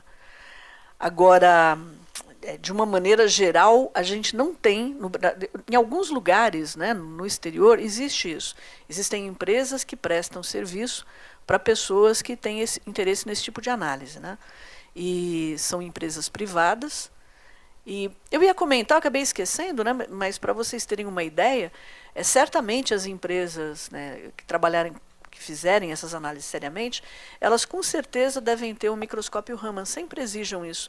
Porque em janeiro desse ano, para vocês terem uma ideia da importância, né, a Christie's, que é uma das empresas, né, de leilão de obra de arte, junto com a Sotheby, mais importantes, ela contratou um químico e contratou o cara, contratou o laboratório dele, eu não sei, mas ela tem um químico, se vocês entrarem na página deles, desde janeiro desse ano eles têm um químico, um especialista em microscopia Raman, nenhuma obra mais vai a leilão sem que seja analisada, sem que passe pelo microscópio. Então, desculpa, eu estou dando um enfoque maior, porque eu acho que é o meu diferencial, né, para a questão forense, mas eu entendo a dificuldade das pessoas do ponto de vista da restauração, né? Acabo puxando mais para o lado forense. Eu só queria complementar, porque, por exemplo, o IPT ele é um instituto multidisciplinar. Então, são no total 1.200 funcionários, né? Ao redor de 1.000 atualmente, acho. E nós temos todas as áreas lá. Então, tem a área têxtil, tem a área de geologia, que é a área lá de pedras, né, pigmentos, tem a área de metalurgia, na questão das esculturas. Então, ele é muito extenso. A gente também tem uma quantidade de equipamentos muito grandes. Temos microscópios eletrônicos, temos lá o Raman também, mas a gente tem ciência também que existe especialistas. Então, por exemplo, se a gente é procurado para uma pessoa que quer analisar um pigmento já voltado a isso, a gente indica a Dalva. Então, eu acho assim, a gente faz as análises, tem as análises, se a pessoa quer uma coisa mais especializada, a gente também tem um conhecimento, porque tem alguns especialistas assim na área que a gente já conhece. Mas, a priori, nessas análises, de modo geral, a gente tem atuado, né? A nossa área têxtil tem um conhecimento bastante grande de fibras, e você, quando você se especializa numa área, você tem que acabar, igual, por exemplo, eu na área especializada de papel e celulose, eu tenho que saber um pouco da história do papel, como começou, dos processos de produção, das tecnologias, da evolução da tecnologia ao longo do tempo. Então, isso aí ajuda em, digamos assim, na análise que você vai fazer. Mas, ainda enfatizando, a gente não dá conclusões sobre falsidade, se não é falsidade, né? Aliás, a gente tem uma atuação muito grande junto com o Instituto de Criminalística, e a gente sempre, eles pedem muita coisa para a gente, então a gente dá os elementos. Agora, o perito são eles para falar que é falso ou verdadeiro, né? Apesar que nessa área do Instituto de Criminalística é um pouco mais fácil, porque eles lidam com documentos existentes, né? Uma carteira de identidade. Então, tem edital, tem o modelo, tem como ele tem que ser. Então, é muito mais fácil saber se ele é falso ou verdadeiro, diferentemente de uma obra de arte aí que tem um histórico, né? E é um mundo, como mesmo diz Adal. Ele perguntou desse empirismo, né? Que acho que passa também por outras questões. Eu me deparei com o trabalho de uma colega, ela pegou esse trabalho para fazer, enfim, tinha um deadline para entregar. Ela começou as análises e também foi no Lacicó, se não me engano. O tempo de resultado não bateu com o tempo de entrega do trabalho. Então, ela teve que partir para a restauração antes mesmo de conseguir os resultados, né? Então, acho que também o restaurador privado também tem esse embate também da realidade versus o ideal, né, o que deveria ser feito. Então, enfim, não é. Conheço muitas pessoas que também trabalham no empirismo mesmo, não têm acesso a esse tipo de análise, enfim. Às vezes não é tão necessário. Quer dizer que nós solicitamos quando realmente é necessário, e sempre tem um diálogo entre o científico, o historiador e nós que estamos com esse privilégio de ter a obra nas nossas mãos. Então, quer dizer que eu acho que a ciência é muito importante, cada um dá a sua contribuição, mas muitas vezes é possível tratar de obras, quer dizer, nesse campo moderno já é outro mundo, né? Mas eu acho que é possível, às vezes, trabalhar sem que seja imprescindível, quer dizer, uma boa documentação, e logo depois nós vamos pedir outras informações complementares, mas eu creio que se pode trabalhar também sem que seja, às vezes, necessário certos exames, né? Quer dizer, eu creio que é possível fazer certos trabalhos de conservação, de refixagem das pinturas que são levantadas e outras coisas. Bom, tem muita coisa que nós também fazemos e que não digo que seja empírico, mas que não é tão necessário um acompanhamento científico, porque é muito trabalho da parte dos cientistas de fazer essas análises, são custosas e tudo mais, então a gente não pode também abusar, né? Porque eles têm um campo que é muito trabalho e muito, às vezes, difícil mesmo para eles, quer dizer, não é uma panaceia, então quer dizer que nós sempre economizamos um pouco o nosso científico, né? Que eles têm muita coisa que fazer. Ainda mais, como eu disse, assim, as instituições aqui no Brasil, a gente não tem esse suporte tão imediato também de um químico ou de alguém, um técnico dentro do museu que possa dar esse respaldo. E mesmo quando tem, é o que você falou, né? Muitas vezes a decisão também precisa fazer de tudo, é necessário, acho que tem que estudar caso a caso também para decidir. Mas essa coisa do privado também, de você ter essa entrega, esse deadline, ter que entregar uma obra, né? Porque é, sei lá, uma licitação pública, alguma coisa assim. E você tentar correr atrás de, não, vamos fazer também análises e o tempo não bater de uma coisa para outra, né? Enfim, e ter que optar por restaurar mesmo, para depois concluir o que exatamente a caracterização dos materiais, enfim, por aí. E o problema também do restaurador que está sozinho trabalhando no privado é que, bom, faz as análises, mas tem que saber interpretar também. Quer dizer, tem que saber ler uma radiografia, tem que saber ler uma fotografia infravermelha. E muitas vezes, quer dizer, nós estamos super bem acompanhados. Quer dizer, se tem uma coisa que nós não sabemos, ou que o pessoal do laboratório não sabe, nós nos encontramos, vamos discutir, mas o restaurador, vamos discutir, mas o restaurador está sozinho. Quer dizer, ele tem, por exemplo, eu vejo um restaurador aqui no Brasil, por exemplo, ele tem que ter uma formação super completa, porque ele está sozinho. A passo que nós estamos... Quando eu passei o concurso para o Louvre, nós éramos 13 nacionalidades. Então, quer dizer que cada um deu sua contribuição. Nós dizemos, eu faço assim, quer dizer, tal escola e tudo isso, que foi muito enriquecedor. E quer dizer que eu estando sozinha, eu não estou sozinha, porque eu posso dispor, não importa que momento.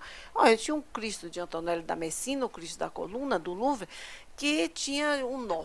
O restaurador inglês, ele restaurou e o nó estava meio trouxa, ninguém compreendia esse nó. Era um nó marinho. Então, eu recorri a várias pessoas, colega que era o pai, era armador, ela tentou, eu não sei. Então, o que aconteceu? Chamaram um especialista de nó marinho, o cara chegou, olhou o nó, assim com a corda na mão, fez o nó, nós fotografamos e eu copiei exatamente, está lá no Louvre, o nó perfeito. Quer dizer que nós contamos com tantas colaborações que é fabuloso. E aqui não, aqui o pessoal está muito sozinho, né? Um restaurador ele tem que saber uma porção de coisas que não, necessariamente eu poderia não saber, porque eu sei que eu tenho recurso a outras pessoas. Então, quer dizer, o problema de estar sozinho, de estar no privado, de não poder recorrer a muitas informações.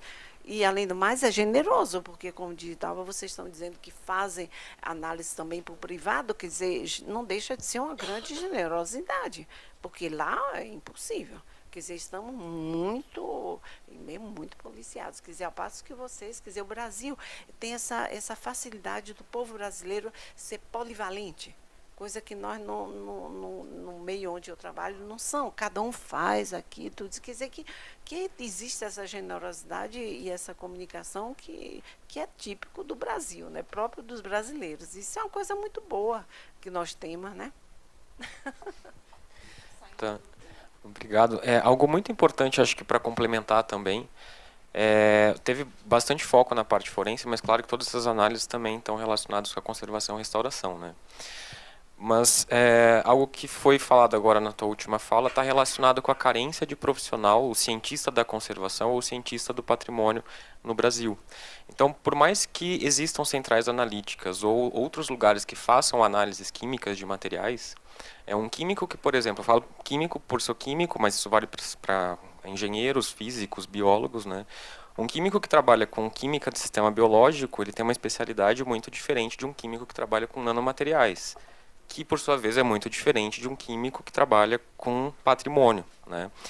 Então, por óbvio que se você vai recorrer a uma análise, né, e por uma questão histórica, o conservador-restaurador ele já não tem uma bagagem dessas ciências duras, né, e vai recorrer a um cientista que, por outro lado, também não tem essa bagagem de patrimônio, isso pode gerar também numa análise que não vai te levar a resultado nenhum, né?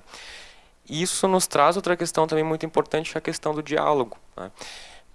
Que foi falado na primeira fala da Regina e na primeira fala da professora Dalva sobre a expectativa do profissional, no caso, a expectativa do conservador-restaurador referente à análise, né? Isso é uma questão mundial da dificuldade do diálogo entre o cientista da conservação ou do patrimônio e o restaurador. E é algo muito positivo que você falou dessa equipe tão interdisciplinar trabalhando conjuntamente da imagem física, né, na parte da imageamento, na parte da caracterização química e junto do conservador-restaurador, né? E a gente está também num momento que, trazendo essa discussão, especialmente porque a gente está no momento de tentando construir um pouco melhor esse diálogo entre esses profissionais, né? Então, se vocês puderem também contar um pouco para a gente das dificuldades que vocês tiveram ou têm em conversar com esse outro profissional que buscam vocês, mas não tem esse conhecimento, ou às vezes vem com uma expectativa totalmente distorcida, como que um químico que não trabalha com bens culturais, um físico que não trabalha com bens culturais, pode se encontrar com um conservador que não entende de ciência e podem juntos tentar construir algo sem depender de uma Dalva, da Maria Luísa ou do Tiago, por exemplo, que já trabalham com patrimônio, né? Ou da Camila e da Regina, que já trabalham com ciência. Mas eles têm precisão de vocês, porque não é somente saber fazer os métodos de análise, mas tem que se familiarizar. Entende? Então, quer dizer que tem também esse lado que é o mundo que são de vocês. E que às vezes, um físico e um químico que não está familiarizado não pode, às vezes, ser tão eficiente numa informação como vocês, que já estão habituados. Eu vi, por exemplo, o Apolônio, o Carlos Roberto Apolônio, que me deu que foi muito generoso e muito competente. Ele esteve lá no MASP para ajudar nas interpretações, nas análises. Foi um diálogo muito interessante, uma pessoa super generosa. Quer dizer que nós precisamos de trabalhar juntos. Quer dizer, não devemos estar sozinhos, né? Sobretudo no nosso patrimônio, né? É muito importante. Mas é preciso que sejam pessoas que estão familiarizadas com esse tipo de análise. Quer dizer, que nem não é todo físico, todo químico que vai dizer aí. Não, tem que ter conhecimento e prática, né? Quer dizer, são pessoas que estão realmente especializadas, né? Que podem ter competência para dar informações mais precisas, mas Eu acho que o Tiago falou a questão da formação, de poucos profissionais ainda com formação, isso é uma verdade, mas eu acho assim, o diálogo, quando ele existe, é lógico que quando a pessoa vem pedir algo para você ou quer determinar alguma coisa, a preocupação nossa é sempre primeiro entender o que ela quer, né, em primeiro lugar. E depois, como você conhece, é especialista cientificamente num determinado assunto, você consegue orientar ou falar, né, ter um diálogo. Eu acho que esse diálogo não é difícil, né? Agora, ficar sozinho é ruim mesmo, né? Então, eu não sei como esse problema poderia ser resolvido, né? Se através de uma rede de troca e de informações, de uma conversa maior, né? Porque eu acho que assim, da área científica, às vezes até a gente resolve esse problema mais facilmente, porque a gente participa de redes, por exemplo, eu participo de uma rede Ibero-Americana e de pesquisadores na área de celulose e papel, mas é mais do lado aí de científico, de processo de fabricação, mas a gente sempre está se conversando, trocando ideia, e isso é enriquecedor. E também eu acho que a prática é muito importante, né? Eu acho, aí um exemplo aqui está a Regina, né, com a prática toda que ela tem. Então, isso ninguém tira, né? Eu acho do bom senso que ela vai ter ali na hora de ver uma coisa ou resolver. Então, essa questão do treinamento, da formação das pessoas na área de restauração, e fica depois, com o tempo também, eu acredito que terão físicos, químicos, engenheiros aí especializados também nessa parte, né? Na parte de patrimônio, o IPT ele é muito forte na questão de estruturas, né? Pontes, né? O IPT trabalhou na análise da Ponte Penso, que foi restaurada em Santos. Não sei se quem não conhece, é uma ponte que é o início do século XX, nem sei direito, o final do século XIX. Então, ele trabalhou na parte técnica, tiveram os restauradores. Então, ele também tem na questão da civil, né, das obras civis, revestimentos, na parte de geologia, revestimentos, quando você vai restaurar um revestimento, o IPT também entra com a parte técnica. Então, é uma instituição que tem tido, digamos assim, por ser multidisciplinar, bastante até diálogo com o pessoal de conservação e restauração. Mas, realmente, eu acho que o Brasil é novo nisso, né? É novo, né? E já lá na Europa já tem uma história bem antiga, né? E eu acho assim, até a gente vê o tempo, né, diferente, de uma maneira diferente, que o país não tem toda a história ainda, não conseguiu ainda formar o pessoal, né, como deveria, como lá na Europa se tem, porque lá o tempo é diferente, né?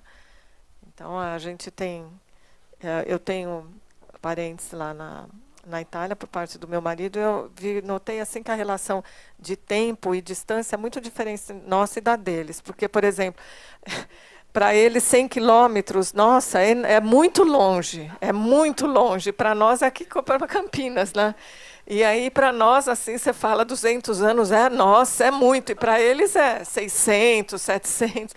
Então, é uma noção assim completamente diferente, né, de tempo. Então, eu acho que nós estamos, talvez, Thiago, no caminho certo, né? Você lá formando o grupo, eu vejo que há tantos anos que eu estou nessa área, já tem vários polos, né, de formação, com cursos de ou pós-graduação, ou mesmo já de conservação e restauração, né, vários locais com curso, né?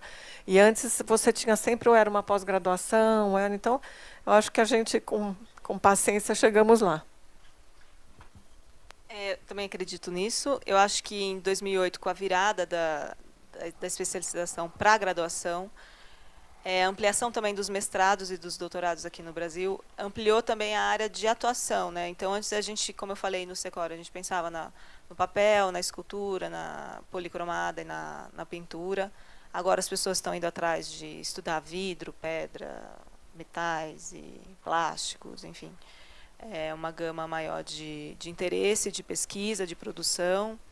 O aumento também das universidades, né? O FPEL também aparecendo, surgindo aí, como também fomentando e formando novos profissionais. A gente já teve contato na Pinacoteca com pessoas da indústria que vêm com a maior boa vontade oferecendo, mas não entendem da delicadeza e das limitações de você mexer numa obra de arte. Então, assim, eles acham que é um processo fácil de você remover uma amostra, de repente, de 1 por 1 centímetro. Oi. E analisar. Então, você entende que há uma boa vontade ali, né? Então, é a formação dupla, né? Do conservador, do restaurador também. Participar mais ativamente dessas análises, entender melhor, que eu acho que lá fora eu tive experiência de visita na Nova de Lisboa e na Universidade do Porto. Eu achei, assim, lógico, foi uma visita de um dia, assim, mas eu achei a Universidade do Porto muito mais parecida com essa formação clássica que a gente tem aqui no Brasil. E a Nova de Lisboa, eu vi o pessoal colocando a mão nos equipamentos, fazendo análises, fazendo varredura das obras com os equipamentos, e aquilo me fez sentir falta disso aqui no Brasil, né? A gente trabalhar mais próximo dos cientistas e entender, não digo dominar tudo, mas estar mais perto mesmo. A nossa chance, acho que minha, da Tatiana, foi de poder buscar parceria aqui fora e procurar entender. E vai muito também do próprio cientista também se abrir para poder conversar e explicar para a gente. E aí, lógico que a gente trabalha sempre com parceiros que têm know-how, têm anos de experiência na área de patrimônio. Então, também o diálogo fica mais fluido, né? Não fica tão truncado, assim. Então, acho que na Pinacoteca, os exemplos que a gente tem são esses, né? Sempre de trabalhos com pessoas que já estão nessa área, né? Entendem o nosso trabalho também. Há uma troca maior. Eu acho que tem uma diferença grande desde os 20 anos, quando a gente começou, para agora. Mas eu lembro que o cientista de conservação, mesmo na Europa, é um tipo de formação recente, né? Anos 2000. Então, foi uma iniciativa de várias universidades, num projeto patrocinado, um daqueles projetos alfa grandes, de várias instituições importantes. Como é que fala? Captando, né, químicos, físicos, engenheiros, biólogos, para fazer uma pós-graduação em ciências de conservação. Muito legal.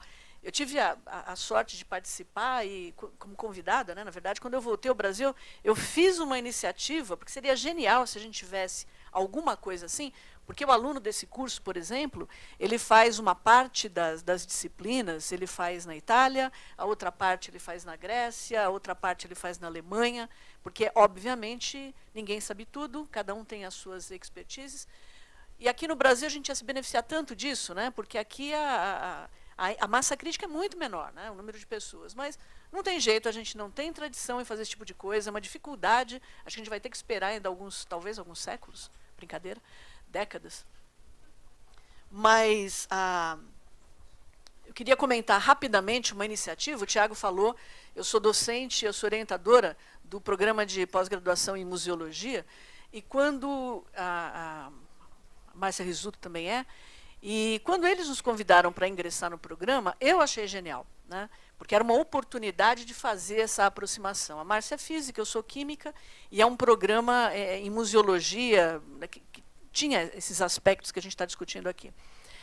E o pessoal do programa, né, o Camilo, a Ana, só para citar alguns nomes, eles tomaram a iniciativa de criar uma graduação em arqueometria. A graduação em arqueometria, ela seria essencial, porque é uma área do conhecimento que não tem a ver com ciências exatas, não tem a ver com ciências humanas, é tipicamente uma área de interface, né? O pedido foi encaminhado à reitoria, que não teve sensibilidade para isso, e disse que o papel de museu não era ter curso de graduação, que eu acho uma tristeza, né?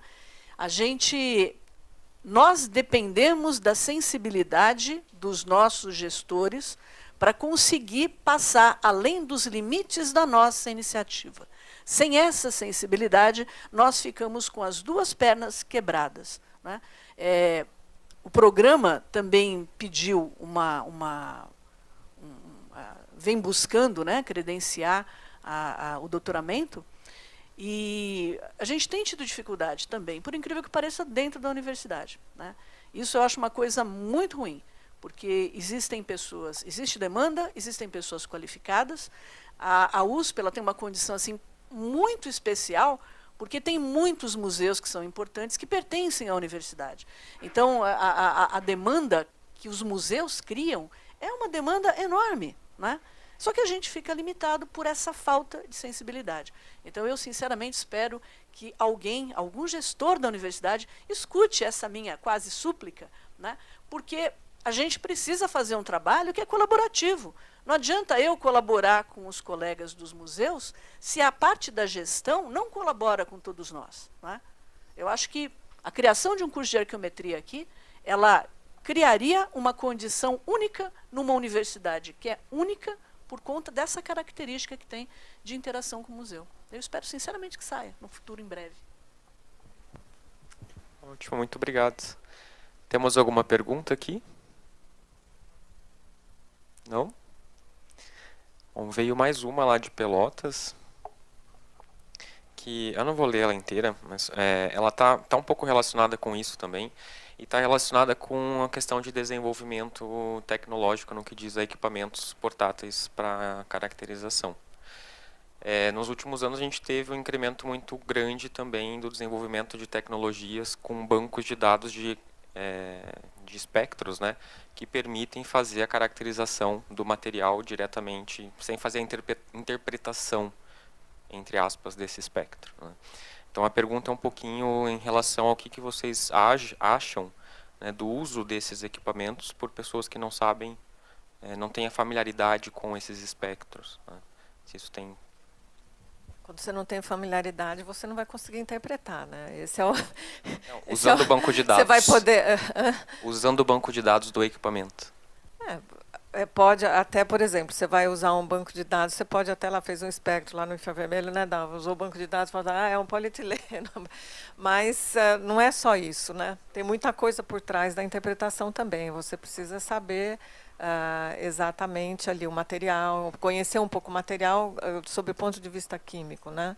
Então, quando a Dalva conhece pigmento, no meu caso aqui papel, então a gente conhece sob o ponto de vista químico. Então, por exemplo, se eu vou fazer uma dispersão no microscópio eletrônico, uma dispersão para o raio-x, num equipamento do microscópio eletrônico, ela vai me dar elementos. Se eu pego um papel, ele faz lá a superfície dele, deu alumínio, silício, caulim.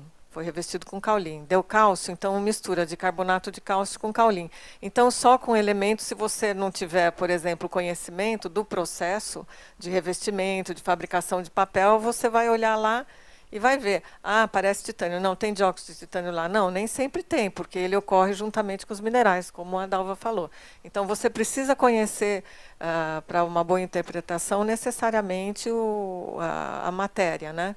Então, eu acho uma coisa que é importante, é você conhecer a matéria. Você, como restaurador, conhecer tudo em restauração, obra de artes, as técnicas, a Isis aqui sabe bem das técnicas aí de restauração de papel, as lavagens. Isso eu desconheço, mas quem restaura conhece bem. Agora, se vier aqui procurar que efeito isso teria sobre a fibra celulose, que eu posso simular. Numa fibra que não está num papel, que não vou simular numa obra de arte, eu simulo no material, né? O que está acontecendo. E agora, isso não impede também de você ter alguns equipamentos, né, para facilitar aí a sua vida, né, de restaurador. Né? Você ter um microscópio, uma lupa, né, que aumenta 50 ou mais vezes, ou até um microscópio, que você vai poder ver coisas ali que você precisa. Então, não quer dizer que o restaurador não possa ter equipamento, entendeu? Ele só tem que ter ciência da limitação dele no uso daquele equipamento. Que ele pode ter, o que ele vai fazer, até onde ele vai, até onde ele precisaria realmente ajuda. Então, isso é formação, conhecimento, prática, né? Então, não é que só o cientista pode ter equipamento, né? O restaurador não pode. É muito pelo contrário, né? Eu acho que, inclusive, o restaurador, se ele tiver alguns equipamentos, vai ajudar em muito. Essa análise dele, né? Com o conhecimento já que ele tem tudo de obras, e vai ajudar bastante. Mas hoje tem, você falou também nos equipamentos portáteis, eles são importantes, principalmente se você vai numa edificação, você vai ter que analisar a cobertura lá daquela edificação, o que eles usaram ali, então isso é importante. E também hoje facilita bastante, né? Porque eu acho que você pode ir, o técnico pode ir até onde a obra de arte está, você não precisa trazer a obra de arte para mim, né? Então, eu acho que a parte da questão aí dos equipamentos portáteis, a tecnologia hoje está muito avançada. Muito, muito, muito. E tem, eu até vou dar um exemplo. Não sei se a Dalva concorda comigo. Quando eu me formei em Química, no laboratório de Química, praticamente você tinha tudo. Tinha infravermelho, difração, absorção atômica. Hoje os equipamentos estão tão sofisticados que você tem especialista lá no IPT, tem a equipe que só lida com infravermelho. A equipe só lida com microscópio eletrônico, a equipe que só lida com a absorção atômica, com a cromatografia, equipe com cromatografia, equipe do ressonância nuclear magnética. Não é mais assim que você consegue mexer, de tão sofisticado que os equipamentos estão hoje. Então, hoje a tecnologia está muito avançada. Na área de papel, também eu tenho equipamentos próprios para papel, que vão medir a tração do papel, o rasgo, resistência, são outros equipamentos. Né? Então, eu acho que as áreas hoje se especializaram bastante. Então, tem essa questão também. Você não consegue, mesmo você sendo químico, você não vai conseguir dominar todos os equipamentos, senão você não consegue mexer nenhum bem. Deixa eu perguntar uma coisinha para vocês. Bom, a facilidade do aparelho portátil, para nós, é o melhor dos mundos, né? Porque a gente não precisa deslocar, fazer transporte de obra especializado, pagar seguro e trazer a obra para cá. Dependendo da dimensão da obra também, nem tem como a gente fazer esse tipo de coisa. Eu queria saber da precisão desses equipamentos, porque vocês falaram que teve uma melhora muito grande ao longo desses anos, da precisão. Do banco de dados, uma curiosidade minha, assim, ele precisa ser sempre atualizado, esse banco de dados. Eu queria entender o investimento do equipamento versus o investimento do software do banco de dados, assim, que já ouvi dizer que o software é muito mais oneroso do que o próprio equipamento, se isso é verdade mesmo ou não. E aí o que você já acabou de responder, né, que o técnico tem que estar familiarizado também com os resultados para poder, de fato, passar para o restaurador a informação da maneira mais precisa. Né? Você quer falar alguma coisa? Ou depois eu falo ou não? Equipamento portátil é essencial porque não adianta, né? O pessoal lá do Museu Paulista está restaurando lá a sala que tem as grandes obras, né? Tem aquele Pedro Américo enorme, ele não vai sair de lá, né? Então você tem que, a Márcia tem feito medidas lá, né, Márcia, usando diversas técnicas, e a gente não consegue levar o microscópio lá e também não tem como colocá-lo para analisar a tela. Então, o que a gente faz são medidas, a gente faz coleta de material, que é o que a gente usa também lá nas coisas da Lava Jato, em outras obras que não cabem no microscópio. A gente coleta com uma agulha de insulina, aquela bem pequenininha, a gente coleta fragmentos que são frações do diâmetro de um fio de cabelo, né? Você não vê. Então, virtualmente não invasivo, tamanho, quantidade pequenininha. Agora, você não tem jeito como ter, você tem um equipamento portátil e achar que ele vai te dar a performance de um equipamento de bancada. Não vai. Então, tudo em ciência e tudo em qualquer tipo de investigação depende da pergunta que você quer responder. Né? Se chega alguém para mim com alguma coisa que está, sei lá, coloridinha de vermelho e fala assim, eu quero saber se isso aqui é vermelhão ou se isso aqui é, né, o tetróxido de chumbo. Eu ponho no aparelho e em 10 segundos eu dou a resposta. Né? Agora, se a pessoa me traz uma pintura e fala assim, dá para você olhar que pigmento que tem? Quando você coloca aquilo no microscópio, é a porta do inferno, porque vocês imaginam, vocês estão olhando áreas que têm dimensões micrométricas. É o tudo ali. Né? Então, aí são várias e várias sessões de análise. Então, tudo depende da pergunta. Os equipamentos portáteis é como um carro. Né? Não adianta você querer comprar um carro 1000 e ter um desempenho de uma Ferrari. Não tem. Né? Então, é conhecer as limitações e saber as perguntas. E, só voltando um pouquinho, em 2009, eu particularmente estava preocupada com essa difusão dos equipamentos portáteis para espectroscopia Raman.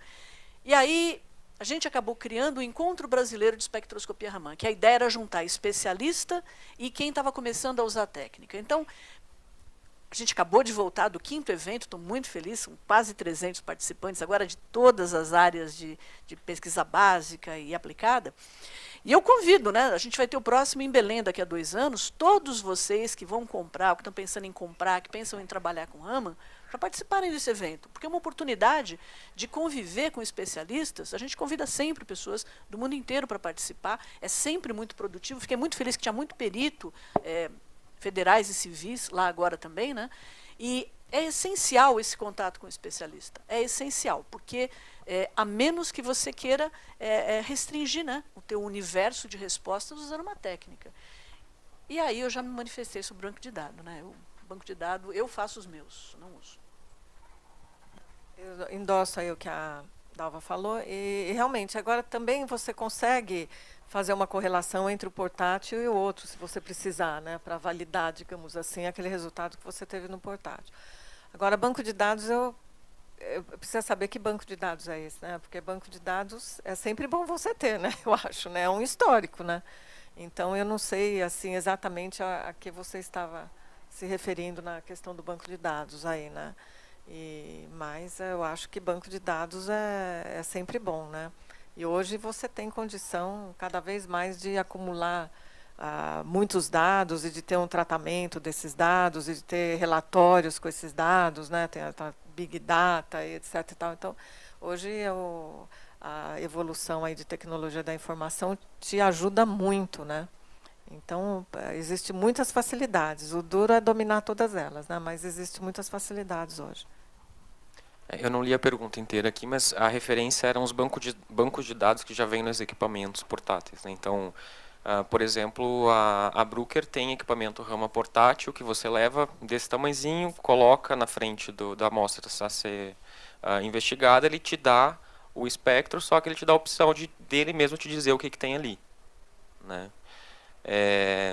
Isso acho que tem um lado, claro que é muito bom, é excelente, mas se a gente pensar também no uso, né, particularmente se a gente pensar no uso, e aí quem discordar, por favor, se manifeste, mas se a gente pensar nesse uso por alguém que não tem familiaridade com isso, a gente corre o risco do equipamento te dar uma resposta. A gente tem que ter em mente que o patrimônio cultural ele é química e fisicamente muito complexo, porque são mistura de coisas e são misturas de coisas naturais. Não são misturas de coisas puras. Né? Então, num espectro, muitas vezes você vai ter uma mistura de espectros, que esse banco de dados muito provavelmente não vai ser capaz de te fazer essa distinção. Né? Talvez ele vai te dar o predominante, né? Então, aí eu acho que vale a colocação da Dalva. Quer dizer, precisa saber a pergunta que você está fazendo. Então, o restaurador aqui, se ele for usar isso, ele vai precisar analisar. Então, isso que você está tendo digamos assim, um resultado informativo. Né? Você não vai falar que a obra é verdadeira só por esse resultado. Né, Dalva? Ele é informativo. Agora, pode ser que, às vezes, você tenha que pesquisar melhor. Então, há momentos onde esse regular aí está mais que bom. Já serve até para você te dar alguma informação. Então, aí é você que vai ter que ter esse bom senso de se essa informação aí você pode confiar ou não, né? Porque facilita em alguns momentos, mas você tem que saber o que você está usando. É só um comentário rápido, né? Isso é tão verdadeiro que tem os equipamentos Raman, por exemplo, que eles não são portáteis, eles são tipo palm held, né? Pequenininho, e são espectrômetros que não dão espectro. Então, para várias aplicações, ele acende uma luzinha. Alguém, por exemplo, né, sei lá, tem exemplos da guerra do Afeganistão, né? As tropas especiais entravam lá no lugar, tinham material lá, eles queriam saber se aquilo era tóxico, às vezes podia ser alguma coisa relacionada à guerra química, se aquilo era um explosivo, chegava com um equipamentozinho desse portátil, apontava, olhava, se acendia a luzinha verde, eles sabiam que aquilo ali ou era alguma coisa relacionada, dependendo do banco de dados do aparelho, à guerra química, à guerra biológica, algum explosivo. Você não precisa ter o espectro. Agora, quando você quer tirar a informação da matéria, isso obviamente não serve, né? Quando você quer saber como é que as coisas estão interagindo, quando você quer ter respostas mais aprofundadas, isso obviamente não serve. Ah, dá tempo de fazer uma pergunta, Is? Is, pode mais uma?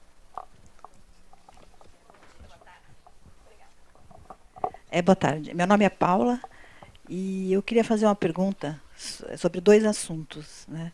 Eu iniciei agora meu trabalho em restauração de obras de cavalete. Eu trabalhei durante 30 anos como pesquisadora na área de saúde pública. Agora aposentei e estou indo para outro caminho, né? Fui aposentada pelo Alckmin, que extinguiu a minha fundação, onde eu trabalhava, a Fundap. E eu queria fazer 2 perguntas sobre a questão dos solventes e sobre a questão da biologia também, que é uma ciência que eu acho muito importante na restauração, né? Eu fiz um curso agora de 10 meses no Museu de Arte Sacra, né? E aprendi técnicas de restauração, foi muito interessante o curso prático, quando eu tive aula de fotografia, aula de química. Mas 2 questões me intrigam muito nessa área de ciências naturais, que é a questão dos solventes e da contribuição da biologia. O solvente, a gente faz testes de solubilidade para poder começar a limpar, né, a higienizar a obra, e é sempre um temor, porque você tem que fazer um testezinho, xilol, ciclohexazona, você pode agredir essa obra, né? Então, eu queria saber se hoje em dia existe alguma outra forma de você fazer esse teste de solubilidade que não agrida tanto a obra.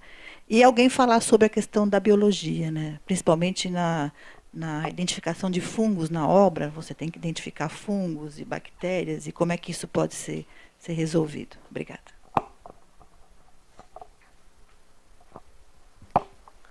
Regina e Camila, vocês querem comentar?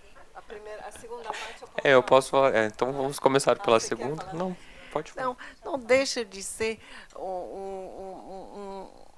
um pouco empírico essa questão da limpeza das obras de arte. Assim, agora sim.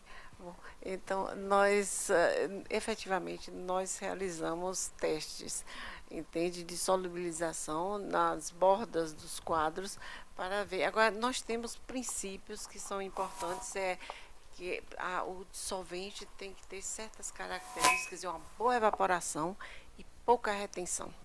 Porque nós temos que, em função também da estrutura da pintura, por exemplo, os óxidos de ferro, eles fazem com que, quando nós empregamos o solvente, ele retém muito o solvente, porque cada pigmento tem um poder de absorção diferente um do outro, segundo as cores. Então, por exemplo, os óxidos de ferro, eles acumulam, eles absorvem e retêm muito o dissolvente, coisa que é bastante perigoso. E então, nós sempre vemos em função de como está constituída a estrutura, né, da pintura.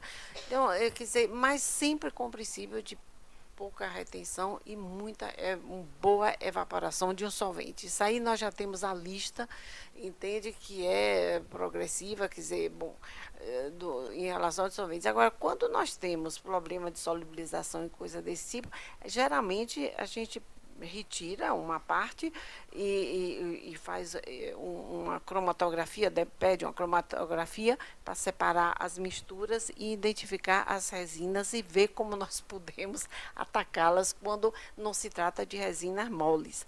Porque o problema, por exemplo, do Louvre é que são resinas muito misturadas, antigas, então tem que separar as misturas com a cromatografia e logo identificar os elementos e ver de uma maneira quantitativa como podemos atacar por meio de dissolventes. Isso é a primeira coisa. Então, quer dizer que nós recorremos aos químicos quando é necessário. Agora, quando a solubilização se trata de uma resina mole, porque é um campo um pouco vasto para falar sobre isso. Mas, por exemplo, antigamente eram resinas moles, era a damar e a macica. Então, o problema da damar é que quando ela envelhece, ela quarteia e faz como uma espécie de véu, quer dizer, então tem que se colocar um plastificante. Esse plastificante, eles utilizavam óleo. Agora, você imagine, às vezes colocavam quantidades de óleos desproporcionais, então que vai depois dificultar a solubilização, porque o óleo, a pintura geralmente é a óleo, e na resina ela contém o óleo. Então é muito perigoso, porque a gente tem que utilizar um dissolvente que vai também dissolver a pintura. Então, a única coisa que joga um pouco é que a pintura é mais antiga, ela está polimerizada, ela é mais resistente ao dissolvente, e que a resina que contém óleo, ela é mais recente, normalmente. Quer dizer, são problemas, isso aí é um capítulo à parte, porque realmente é problemático e, às vezes, nós nos deparamos com muitas dificuldades, entende? E, às vezes, pedimos estratigrafia, tudo isso. Às vezes, também, quando embaixo tem uma resina mole, a gente ataca a resina mole e leva as outras junto. Então, é todo mundo que é difícil da gente falar disso agora, porque é um campo bastante vasto e que, às vezes, nos traz muitas dificuldades para solubilizar, em realidade. Bom, e o que era mais que você tinha perguntado sobre a questão de fungos? Mas, justamente, eu me deparei com um problema com cesândio de fungos e nós utilizamos um produto químico que é muito utilizado na ginecologia, que é o nitrato de nicotinamida. Nós fizemos as aplicações, mas, às vezes, tem que recorrer a métodos, depende do fungo. Às vezes, fazemos cultura de fungos, como, por exemplo, coloca te retira com estilete esterilizado e colocamos no meio, no HH, e deixa umas 3 semanas no escuro para ver desenvolver e identificar o fungo, que às vezes é necessário, e então escolher um tratamento. Agora, eu vou dizer uma coisa, eu já disse a vocês que nós estamos muito, então vai para a pessoa que está especializada só nisso. Então, nós só fazemos solicitar a desinfestação. Então, quer dizer que, bom, é muito vasto como campo e eu não me... Às vezes faço aplicação local de nitrato de econazole dentro do álcool etílico e nem muitas vezes é possível aplicar. Então, quer dizer, tem que sempre fazer umas adaptações nos tratamentos. Mas, enfim, é muito vasto como campo para discutir em tão pouco tempo, né? Mas, Bom, eu vou só... Não sei não, imagino. Só a questão do fungo, só que eu queria complementar, porque o fungo ele está no ar, né? Então, quando você tem umidade e uma comidinha gostosa para ele, ele corre, ele vai. No caso, o papel ele adora, né? As fibras celulósicas, ainda às vezes tem amido lá dentro também na formação do papel, então isso aí eles gostam. Agora, a gente já fez vários estudos com fungos, em relação ao fungo. Nós fizemos até um projeto de um arquivo, né, daqui da cidade de São Paulo. E normalmente o que a gente nota em arquivo, eles gostam de fazer o arquivo assim no subsolo, lugar úmido, fechado, sem janela, então um pouco arejado, não tem, né? E isso tem aí o desenvolvimento de fungo. Você matar o fungo não é tão complicado, mas também se você der condições, o substrato está lá, ele volta. Né? E, então, você matando o fungo é mais ou menos essas técnicas aí que a Regina falou, e você pode também usar a radiação, né, de cobalto que ela mata.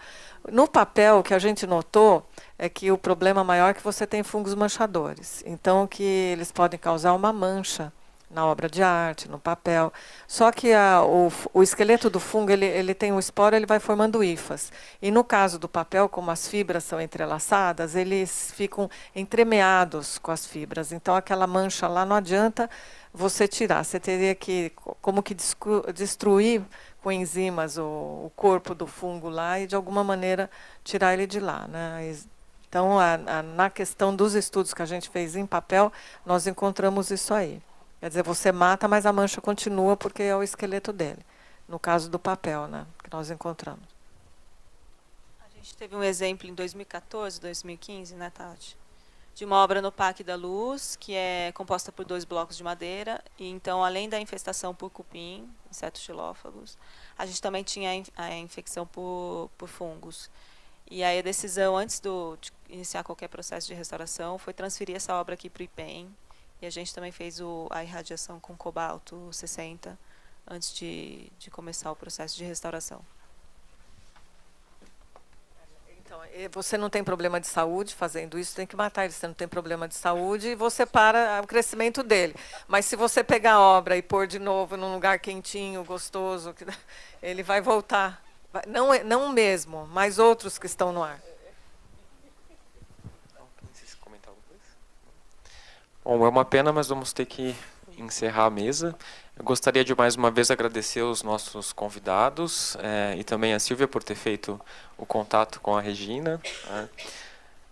E a nossa próxima mesa vai acontecer em fevereiro, então, e brevemente a gente vai estar divulgando também.